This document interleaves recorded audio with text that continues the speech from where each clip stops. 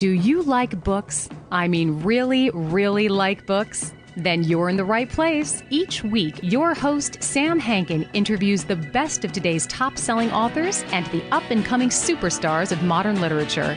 This is The Avid Reader. Here is your host, Sam Hankin. Hi, everyone. Welcome to another edition of The Avid Reader, brought to you by Wellington Square Bookshop. Our guest today is Emily St. John Mandel, author of Sea of Tranquility, which was published last year, released in paperback just 2 days ago. Oh, listen to her talk at the Free Library of Philadelphia. You missed it, but it was 2 days ago. And I'm kind of peeved at Emily simply because the front of our bookstore still has Station 11, Glass Hotel, and now this one, I don't have room between that and Madeline Miller. I have no room for anything. And George Saunders.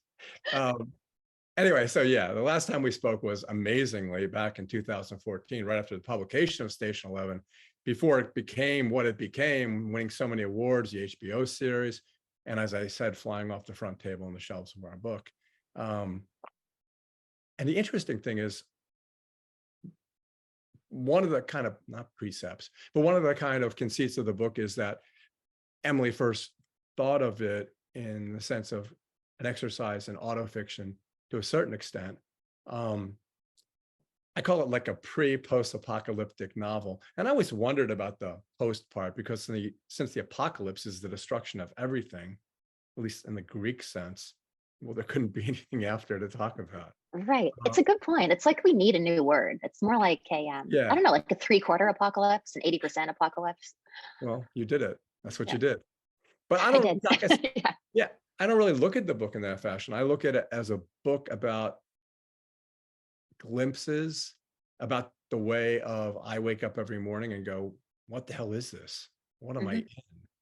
You know, but the way it explains this is just like, it's just like a glitch. Or maybe this really is a simulation, or like kind of like in the Matrix when Neo sees the black cat and says, hey, that's like deja vu, and everyone goes into DEFCON 1.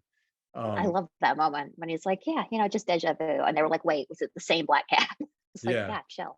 And everyone goes, oh shit. Yeah.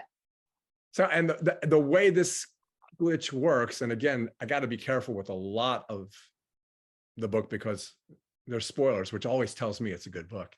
But you have 4 timelines going through several centuries, and characters that somehow all of them encompass a feeling like I just described about not being sure. And then that unsureness is underscored by something that happens, which makes it different than our quotidian world. And then the rest of their lives, they have to worry about it. But anyway, the auto part of it begins with the first sentence of the novel, when you find a St. John and a St. Andrew, which is a lot of baggage to carry around. It's a lot of baggage. That was, yeah.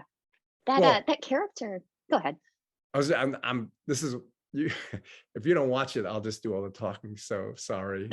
All right. Yeah. Tell me what I can cut in. Oh, so anyway, the reason I liked St. Andrew is because he's really lazy like me. He's just like, you felt seen by that character. Yeah. And, there's a couple of characters that have that same indolence or fecklessness, where it's not that they are lazy, they're just not sure of what they're supposed to do, what purpose they have. And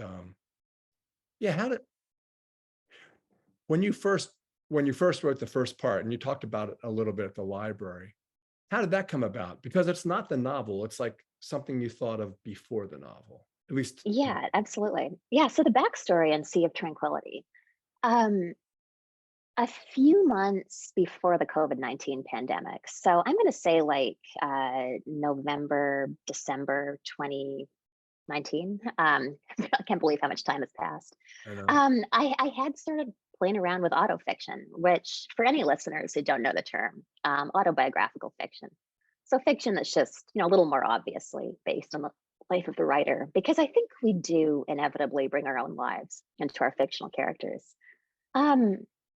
what that came out of was I'd had this epic tour for Station 11. There were, I think, 127 events in 7 countries over 14 months. So I was just on the road in a very intense, extended way. I'd go back home for a few weeks and then go out for a few weeks and kind of toggle back and forth. Um, and I actually really like touring, and I really like doing book events, especially after all these years of Zooms. It's so nice to just get to talk to people. Um, but although I would say probably 99% of my interactions on the road are great, that leaves uh, a lot of other interactions. If you do a ton of events, then that 1% does add up. I'm just going to say. So I'd had these kind of surreal experiences while traveling in the service of a book. By surreal, I mostly mean sexist, and that word surreal is doing a lot of heavy lifting there. Um, and I kind of wanted to write about it. And I like autofiction as a form. I really admire Rachel Cusk's work, the British author. So I thought, well, maybe I'll just kind of play around with the form a little bit while I kind of figure out what my next book's going to be. So I was writing these fragments about an autobiographical character on the road in the service of a pandemic novel. And then an actual pandemic broke out. So in March 2020, I published The Glass Hotel. And that was just such a horrible time, like for all of us. I was in New York City for the duration. So those early spring months were very intense. And I remember feeling like it might actually be good for my sanity to immerse myself in the world of a novel, because that's a really nice diversion, I have to say. Novels are hard, but if everything around you is worse, then writing a novel can feel like a refuge. And that was how it felt to me in the spring of 2020. So I started writing this strange novel about a time traveling detective, Sea of Tranquility. And then once I realized that it was going to be a time travel book, which is something I'd wanted to do for a while because it sounds fun, I had to pick the timelines. So okay, I wanted that 1912 timeline you just alluded to with Edwin St. John, who's named, by the way, after a great grandfather of mine, Newell St. Andrew St. John, who came across from London in 1906 or so. So I had that timeline, and then I had the 2020 timeline because I remain kind of fascinated by that period right before the pandemic officially arrived. So say February 2020, where look, like we're smart people, we can read and absorb news. We knew what was coming, but we didn't believe it. It seemed kind of incongruous, and we didn't really plan for the most part. And I am kind of fascinated by that failure of imagination. So that was the first 2 timelines. Then I thought maybe I could take those weird autofiction fragments about the author on tour and make them sci-fi. I thought that would be kind of a cool experiment to just like mash those genres together and see what came out of it. So yeah, I ended up placing that author in the year 2301. She lives in a moon colony, and as we meet her, she's on this epic promotional tour in the service of a pandemic novel as an actual pandemic is breaking out. So yeah, definite elements of autobiography there. I was in Hong Kong on February 5th of 2020. Oh, wow. And the airport was just full of everybody wearing masks, which I wasn't. And I'm going, this could never happen in America. And Yeah. And then I flew back into San Francisco, and I thought, oh, well, they're going to be like, very careful, because I was going up the escalator in Hong Kong and they were taking my temperature. But Yeah. then just went through customs. Like you said, nobody did anything, no mask requirement, Yeah. no questions, nothing. Yeah. It's very American. Yeah. It's very American. It's very careless and doesn't reflect well on us, candidly. Yeah, I think culturally, a lot of Asian countries, I should say, did have an advantage there because they had been through SARS. So there was this kind of culture of masking, which in the US, we just didn't have. And I wish we had. That certainly would have saved lives. But yeah, I was just in Hong Kong, and I feel like everybody's still traumatized. It's been a rough 3 years over there.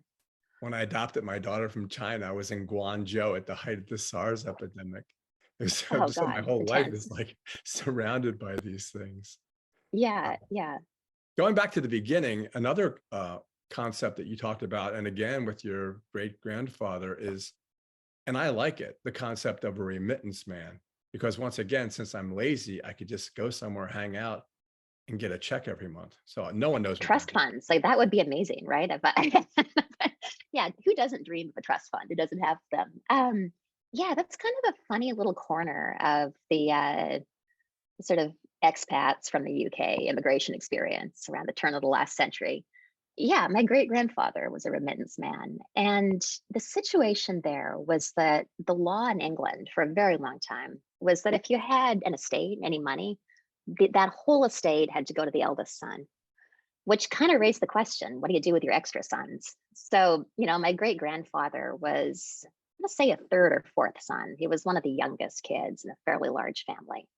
And the solution that his parents came up with, that a lot of wealthy parents came up with at that time, was they would send the younger sons overseas to just kind of make a go of it in the new world. I think there was this kind of romantic, horribly colonial idea around, being an adventurer in a quote unquote undiscovered land, like that kind of edge to it.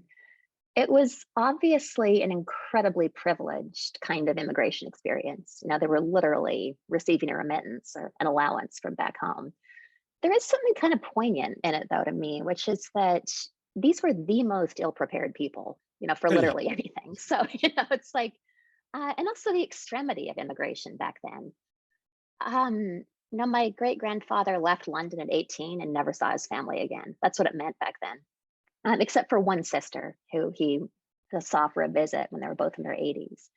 But yeah, so these men who, in many cases were boys, like 18-year-olds, they would have had these beautiful classical educations. So, Latin, Greek, rhetoric, and then really absolutely zero in the way of any practical skill. So, certainly nothing like accounting or anything that would have been helpful in any kind of business. So, an example of how that played out, my great grandfather, who I think must have been kind of a hopeless romantic, had his occupation noted as farmer on the passenger manifest. I doubt the guy had ever touched a shovel. I mean, just no idea what he was getting into. And yeah, sure enough, managed to run 2 farms into the ground, one on each side of the U.S.-Canada border. So it didn't always work out. Yeah, it just kind of interested me. I wanted to get into that period a little bit. It reminded me, you may not be old enough, of the TV show Green Acres and Oliver Wendell Douglas, and he would get on his tractor wearing a 3-piece suit. That's amazing. I love that. Yeah, I don't know if it's age though. It's like I was raised by hippies, so we didn't get a TV until I was 13. So I missed a lot of cultural references. Probably for the better. I would like to empty my head of Kim Kardashian and have some more room for other pertinent information, but it's hard to That would do be in this. nice. Yeah, like a reality TV show memory wipe of some kind. Yeah, just wipe it all. Yeah. In some ways, this book is just about a tree, an airport, an underpass, and a time machine. And a violinist. That guy's important. Sorry. Yeah. The most important. Yes, I remember someone asked the question at the library and you said, "Oh, you framed that so beautifully, so you didn't spoil it." Yeah. It's hard to frame, but yeah. Yeah. So if you, the other interesting thing, and I think the person that was sitting with you on the stage talked about, is that, and I noticed it in one specific situation, is that you talk about she had her device. She had her device with her. And what you stayed away from was, I know you like them, but you stayed away from the concept of, okay, I'm going to explain all the technological advances that occurred. Yeah. And what made you do that? Because it's unusual. It is unusual. Yeah. It partly comes down to the difficulty of just trying to look ahead into the future in terms of what will our devices be. Like right now, we're in this circumstance which would have seemed nonsensical even when I was a kid, which is that our phones take pictures. Like if you told that to my 12-year-old self, it would be like, that's crazy. Like, does your blender drive your car? Like, it doesn't make any sense. So it's just so difficult to predict what form our personal devices will take in the future. But it actually goes back to a larger question around how deep you want to go into science fictional technology if you're writing a book that's set in the future. And I don't know that there's a wrong way to go about this. But I think I maybe occupy one extreme where I'm not that interested in getting into the weeds and how the technology works or even really what it looks like. There was a period of time when I was trying to research how time travel might work in the future, trying to apply my very limited understanding to like the quantum blockchain, where particles are entangled in space and time as well as space. And then trying to extrapolate that. But then I had this moment of realization, which is that, look, it's just transport. Like if I'm not getting into the mechanics of how your bicycle works in 1912, do I need to explain the time machine? It's kind of my feeling. And then the other extreme, there are writers I really admire who go deep into the technology, and it's fascinating. Like Cixin Liu, The Three-Body Problem, The Dark Forest, and other books. He goes deep. He will describe in minute detail things like silicone farming, like just kind of these wild technologies that he invents. And it's fascinating. I'm here for it. But yeah, personally, for my books, I think I'm just more interested in the people. So I see novels as having kind of limited real estate in terms of how much time you want to spend on any given thing. And yeah, the people are always the most important to me. Isn't it funny how President Obama picked your book and Three-Body Problem? Yeah, that means he likes both, just like Yeah, me. just like Yeah. just like you do. Yeah, you're right, because now we actually, for a long time we weren't in the future, and now we are in the future because all this stuff actually does exist. But specifically, and today, and yesterday with Chat GPT, Mhm. Elon Musk himself, Yeah. who started it, is saying, let's stop this now before it really, really gets out of hand, which is a Yeah, perfect. absolutely. I'm like, have you seen the Boston Dynamics videos with their robots from hell? They're really scary. Yeah, I Yeah, love those. there's a great case to be made for putting the brakes on all of this. Yeah, Chat GPT is funny. I was chatting with it the other night just as an experiment, and it tells me that my novel The Sea of Tranquility was published in 2010 and then republished in 2013 as Last Night in Montreal, which was that was my first book. It came out in 2009. So it delivers wrong answers with incredible confidence. Kind of amazing. But you can tell it, and I just talk to it like I'm talking to a person. Hmm. I call it Geppetto first because that's GPT. I'm not going to keep saying Chat Hmm. GPT. She goes, It's a very awkward name. I make it Geppetta because I think it's a she. And she answers and says, I see you're calling me Geppetta. And and then I did it with you. I've done it with other authors. I said, could you write a short story in the style of Emily St. John Mandel? Try Oh, that. wow. And it I'm going does. to try that. That's wild. I know. And you can say, okay, in the style of Sea of Tranquility, or can you do it so it mashes together? And it's not you, and it's horrible, but Right. But you see the thread there that it followed. yeah, and you can do it with J.D. Salinger or Hemingway. Right. He's good. She's good at Hemingway because it's a Oh, lot easier. that's cool. Okay. Yeah, Hemingway is easy to copy, but like hard to get it that good. That Yeah, is exactly. fascinating. I read something that explained a lot, which is that I can't remember what this is, but apparently its knowledge ends in September 2021. So then that made sense to me. I was like, okay, Sea of Tranquility didn't come out for another 7 months. That's why I was just like, yeah, just riffing on random book titles, literally. If you pay $20 a month, you can move up to Chat GPT 4 from 3.5.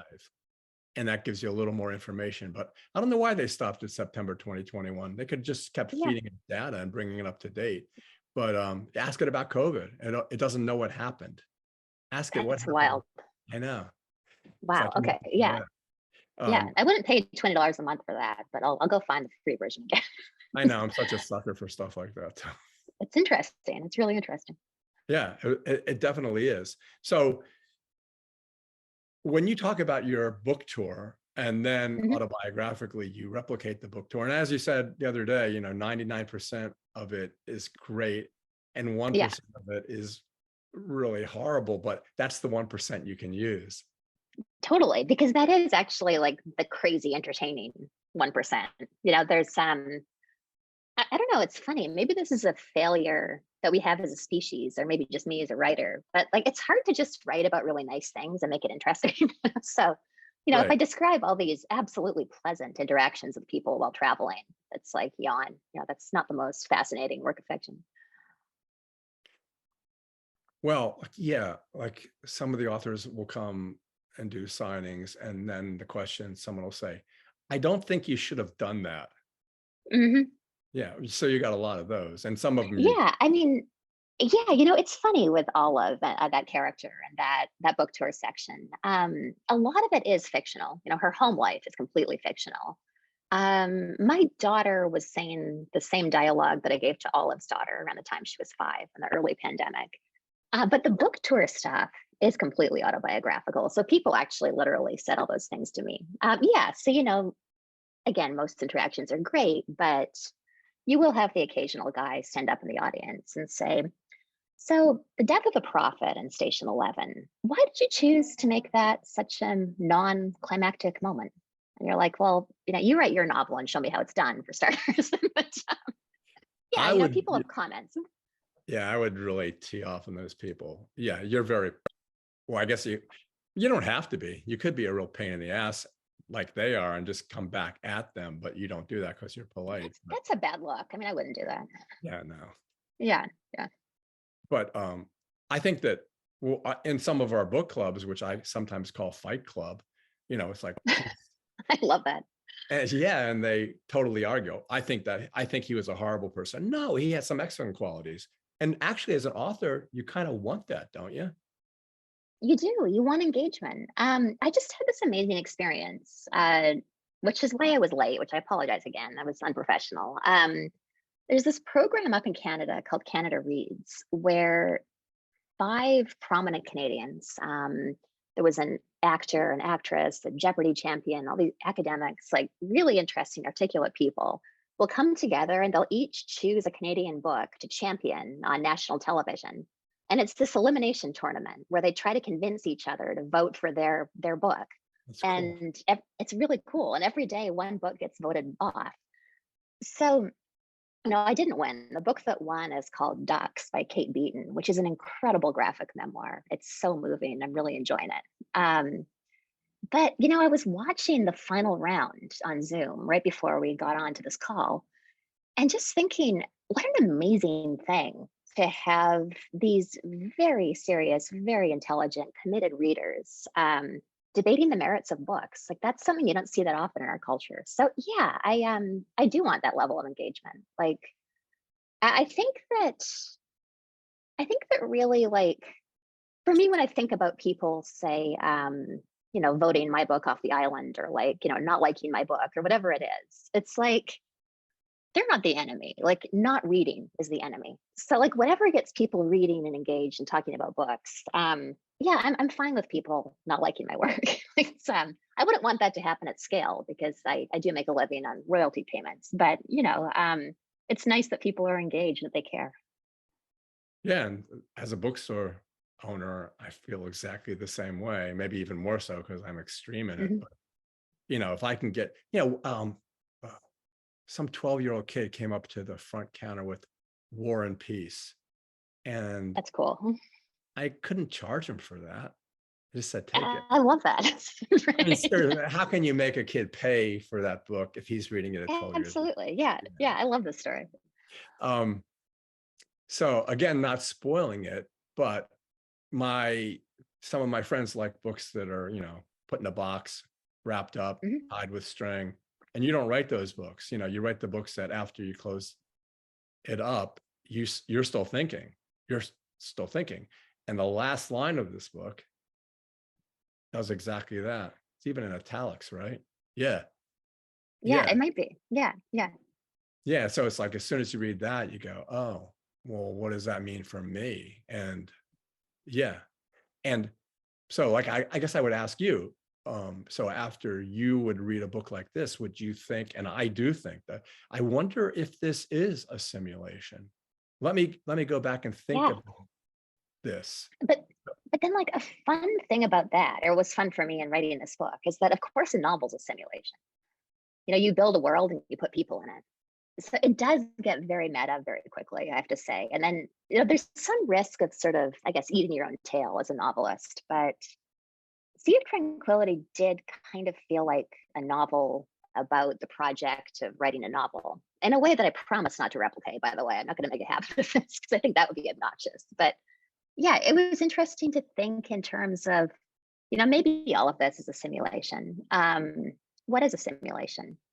We live in very simulated environments in cities, just in terms of, where our airflow and water and heat come from. But Yeah. that doesn't mean our lives are less real than, the life I lived as a child growing up in the country where, water came from a creek behind the house. And then if we lived in a dome city on the moon where the entire atmosphere was totally artificial, as well as gravity, that wouldn't be less real in a fundamental way than the lives we lead now in cities. And then to go back to that character in 1912, Edwin St. John St. Andrew, although he would have said St. John, Edwin St. John St. Andrew. He was traveling to Canada in the service of a bad idea, which is what colonialism was, and like why it was such a bloodbath and such a nightmare for Indigenous people, because there was this kind of wrong idea. And I think it varied country by country. In Canada, it was the idea of the empty land. There was just like this vast territory that, from Europeans' perspective, was empty, which of course it wasn't, and just there for the taking, which wasn't true either. So if you're traveling in the service of a bad idea like that, or a wrong idea of how the entire world works, isn't that also a kind of simulation? And then of course the novel's a simulation. And yeah, it was a really interesting line of thought for me. It's funny because he basically got booted because of those comments he made about colonialism. He's sitting at dinner and he acts totally inappropriately. And they're really pretty mild comments, but like the bar was low. Yeah. But his father was appalled and he tried to back off, and then he got booted out. He got booted out. Yeah, he got booted off the island, literally. Yeah, and in fairness, he was always going to go to Canada, but they sped up the process considerably after that dinner party. If it was a simulation, do you think you would? Well, I've interviewed physicists, quantum and otherwise, neuroscientists, biologists, philosophers, psychiatrists, and I always ask them about solipsism, because in which case only one of us is here, Right. Okay. And the other one's like a non-playing character in a video game? Yeah, I have no idea if you're there or not. I just right. How could you know? No, there's no way. Right. But the problem, all these guys are trying to write about the seat of human consciousness, how we are self-aware. So every time I bring up solipsism, they all get pissed off because it's right out of their wheelhouse. They're coming to tell me this is the way it is, and I'm saying, what if it's this way? Because it can't be disproved. Right. Yeah. And in which case, well, that's the question. If it was solipsistic or a simulation, do you think morally, ethically, as far as your day-to-day life, do you think you would act any different than you act now? I don't think so, because it's like how do you prove that it's solipsism? And you can't. So I think you have to assume that everybody around you is real. What we know from our own experiences as people is that humans feel pain. And to me, that in and of itself is the argument for kindness, and for being, for behaving gently toward other people and taking them into account. So that was something I found myself thinking about, which is, if we find out tomorrow that we're living in a simulation, if some definitive proof magically appears, I think the correct answer is, so what? I think honestly, we still need to treat each other well. And I think our lives still matter, even if this is all a simulation. It reminds me of Pink Floyd's Comfortably Numb. When I was a child, I caught a fleeting glimpse out of the corner of my eye, just the same as the beginning of James Joyce's Portrait of the Artist. And it's like, have you had those experiences? I have, where you just like they do in the book. It's exactly the same, where you go, oh, you don't know what it is, but it's something. Yeah, definitely. Just that feeling of wrongness. You're like, or it just seems like slightly off for a minute. Yeah, it happens to me a lot. And it's like, I really honestly do think and it's not that I'm a spiritual person that much, but I honestly think there's something, because you do catch it, but it's always Yeah. right here off your periphery. Yeah, absolutely. And I'm sure a neurologist would say, well, your neurons are misfiring and, Right. in X way. Yeah. But yeah, that doesn't mean the experience is wrong. And you can't prove it either way. Trying to think how to phrase this one too. I'm not going to say the book comes full circle in a way, which that's not a spoiler, but the time machine paradoxes that are always seen. Mhm. I don't know. I'll just skip that. I think I can get into that. I can get into Okay. that. Okay, so I think we've already established that the simulation hypothesis is a big part of this book, and I don't think that's a major spoiler. The reason why the simulation hypothesis is in the book at all is to solve the time travel paradox. Where the problem with time travel fiction is if you think about it for 2 minutes, it totally falls apart. Just if I say that I'm going to step out of this room and into a time machine and back to 1910, then was I not then always going to step out of the room into the time machine to 1910 and kind of round and round in a circle? And that's in a novel, that kind of situation would be pretty devastating to a character's free will and also to cause and effect. And I don't know how you write a novel without those things. So, I was thinking, well, I think the only way I can solve this problem, and also to solve the problem of, if you change even one tiny thing in the past, if, say, on a given day in 1986, you ran back into your house to get the sweater you forgot, and that meant you weren't hit by a car, and then that led to X and Y and Z. Then time travel also falls apart because the timeline would crumble like every time anybody went back and did literally anything. So I thought, well, maybe the way to solve those problems is to layer on this whole other layer of weirdness. And that's where the simulation hypothesis came in. So I have a character stand next to a time machine in 2401, acting as kind of an avatar for maybe my own skepticism or a skeptical reader, and say something to the effect of, we don't know why time travel works. We don't know why the timeline seems to repair itself. We don't know why this works at all. We think that the fact that it does seem to work, that the timeline does always mysteriously fix itself after a time traveler messes with it, might be evidence that we're living in a simulation. And yeah, that was the only way I could come up with to solve those problems. Yeah, you have to come up with some type of Deus machina Yeah, in order to yeah, do it. exactly. But it's like, everything, everywhere, all at once, or the Marvel Cinematic Multiverse, or the Ray Bradbury short story where the guy goes back and you're not supposed to step off the path and he steps on a butterfly, and then everything. Right, the world ends. Yeah. Yeah, Basically, Trump is elected is what happens. There was a nice president and he comes back. yeah. Trump. The most poignant scene in the book to me was the two situations in the underpass. I didn't expect that at all. And then that, of course, determines what happens to Gaspery. Right. Yeah. Yeah, it was just really interesting to think about the way like a person, well, the way a time traveler, but really the way anybody might just have an impact on someone just by kind of appearing in their life for a minute as a child. Yeah, plus it was scary. Yeah, it's a little unnerving. Yeah, and the rest of the book was never really scary. It was kind of evanescent. It was just kind of, well, especially the first experience in 1912 and under the tree, and then the first appearance of a certain guy. That was magical. And then the airport was also magical.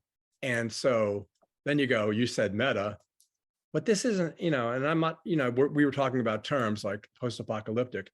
I love the word magical realism, but I don't think I would call this anything like magical realism, would you? Yeah, I don't think so. It's like, I'm trying to suggest, but then we get into this really interesting line of inquiry, which is like define magic. Yeah, I'm trying to suggest potential glitches in a simulation that somebody's investigating. So I think that puts me way more in sci-fi than magical realism. But to your point, they're not mutually exclusive. That's Oh, interesting. yeah. And I think Ray Bradbury, no, not Ray Bradbury, Arthur C. Clarke said something like, any technology that is so as advanced as to be unable to be understood is magic. Yeah.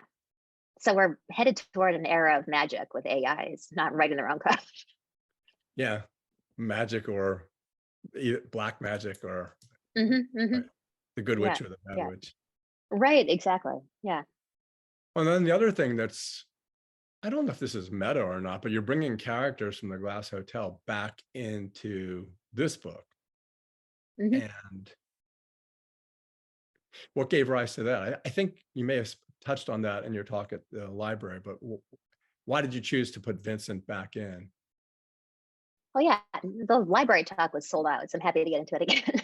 um, yeah. So when I started figuring out the timelines for this book, for Sea of Tranquility, as I mentioned, there's 1912 timeline, then there's the February 2020 timeline. And I realized, wait a minute, I have this whole cast of characters, and this book I just published, Glass Hotel, came out that month. We're very plausibly in New York City in February 2020. So I suppose it was partly just expediency that, I'd already created these people, I could bring them back. But I do really enjoy bringing back characters from book to book. It's partly that one of my core values as a writer is velocity. I really want my book to sing. It's got to move quickly. I don't want to bog it down with too much detail. And what Right. that means is that, sometimes I don't get as deeply into secondary characters as I'd like to, even though they interest me. And that was the case with Morella in the Glass Hotel, Vincent's best friend. So it was kind of interesting to have sections of a new book, Sea of Tranquility, that are focused on her. I get to hang out with her and get her perspective for a little bit, which we didn't before. And then bring in Vincent as a very, very secondary character. And bring back Paul, who remains insufferable, but it's kind of fun to write. So, yeah, I get attached to characters sometimes, and Yeah. And there's still yeah, a I want lot to of, spend more time with them. and there's still a Yeah, lot of edges of those characters that can be easily amplified in another work, which maybe you're actually yeah, doing. yeah, I just definitely. interviewed Paul Harding, the guy who wrote Tinkers, Hmm. and he has a new one.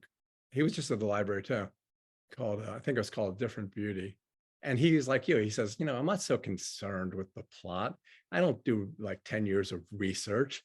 It's just the language. It's just, Right. and he was a former drummer in a rock and roll band. He says it's very similar to drumming for me. And I thought Hmm. it was fascinating Interesting. too. That's really cool. I mean, personally, I want both. I want beautiful language and I want narrative drive, and I think that's what kind of drives me into genre sometimes, where Yeah, the plot. Well, but you're non-linear. it's So true. I'm non-linear, but I have detectives and time machines, so that yeah, pushes me into a different space. I love Harding's work. I think it's so beautiful.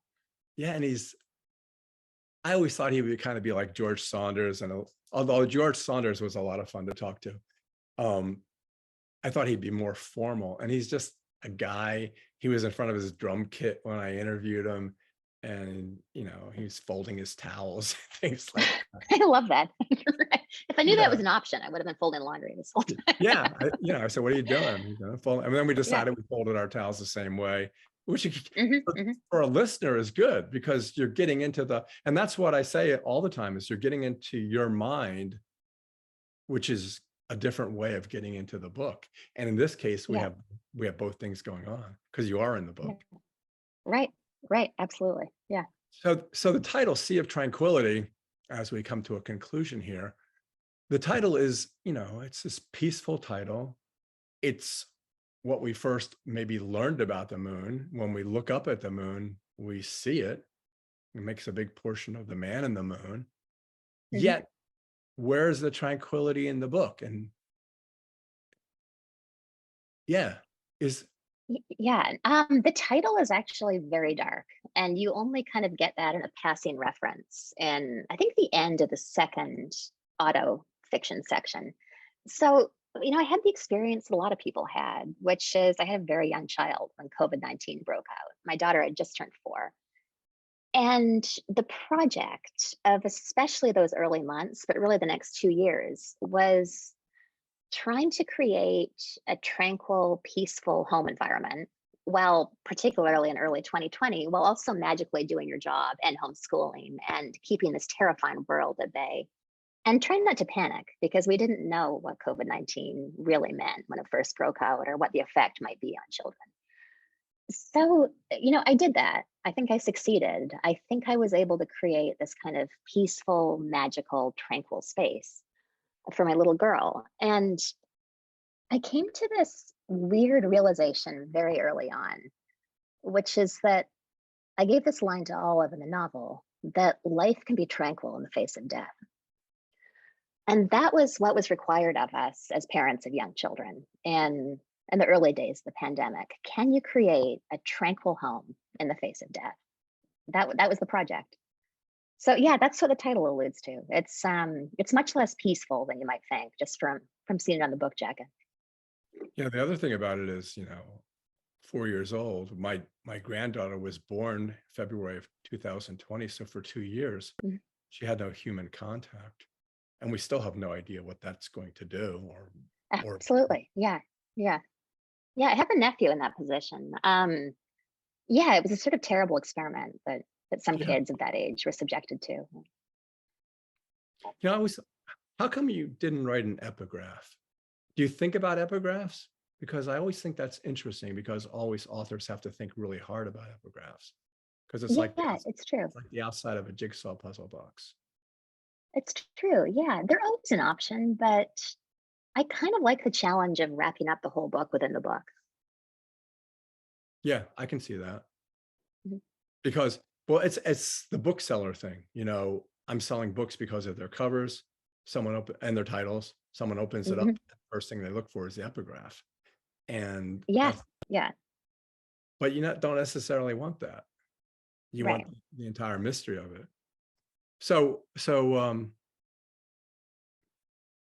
what's this book tour been going to be like? Have you brought any perspective into it because of the last one and the fact that you've written extensively about it? It's a pretty limited tour, kind of by design, because my work life is just really intense these days. So travel is hard, especially with a kid.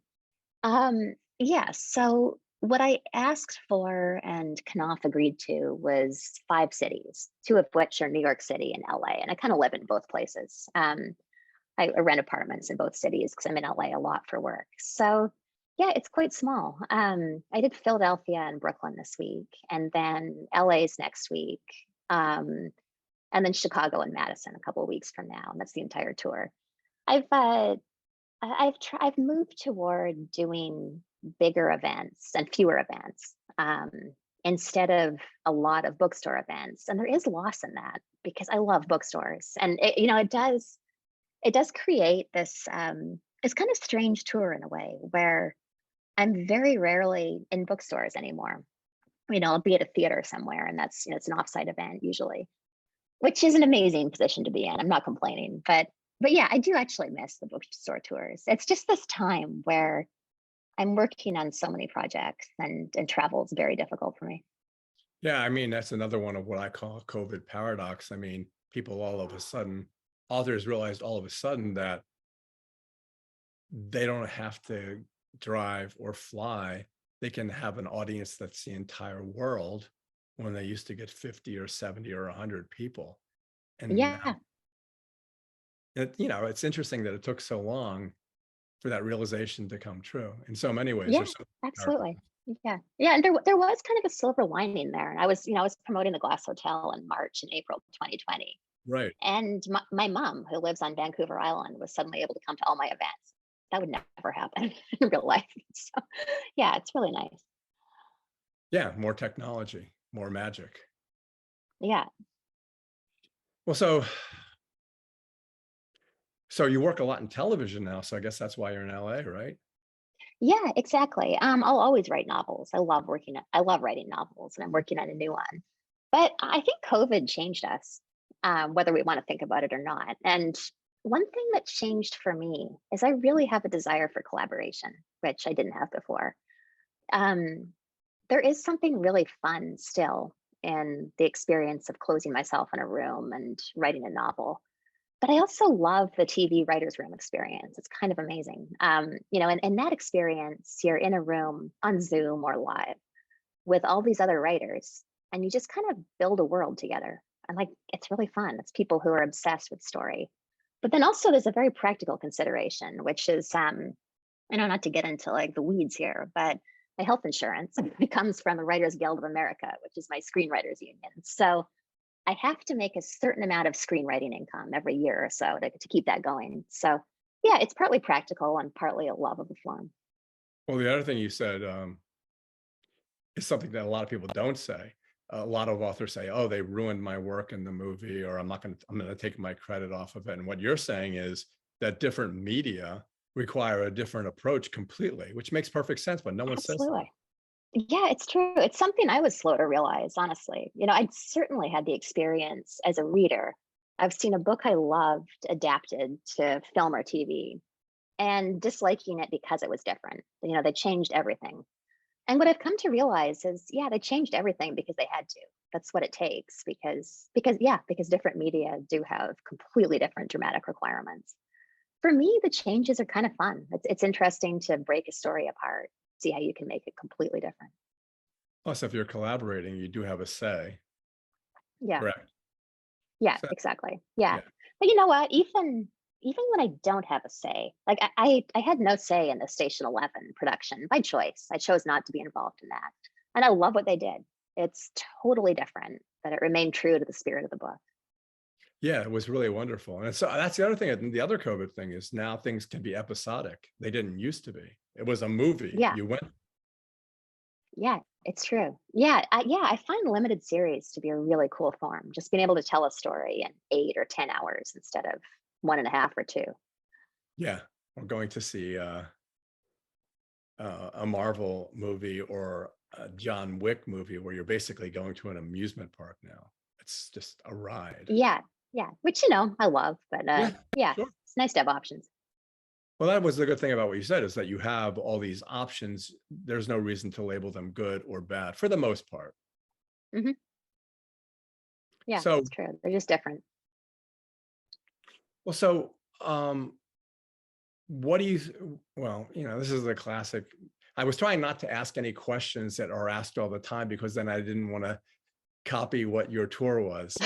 That's why I It's asked. fine. It's really fine. No, what interviewers are scared of me now because of those autofiction sections. Right. But honestly, like if your questions aren't crazy, you have nothing to fear. That's what I've been Well, that's telling why I asked people. if you believe in the simulation, because no one's really going to ask you Yeah. that. Maybe they will. I don't No, know. it's an interesting question in any event. Yeah, it's a crucial question. Yeah, it's a crucial question for life. I mean, if you feel that, although what you're saying is you really wouldn't, it's all a simulation anyway. It could Because, be. I don't know. Yeah. yeah, right. Yeah. Well, with that, oh yeah, the question that everybody asks. Oh So yeah, go for it. Go for it. yeah. So you said you're working on something. Are we going to see some of the same people again? Yeah, but not from the most recent books. The novel I'm working on, and it's going to be a couple of years at least because I'm only partway through the first draft.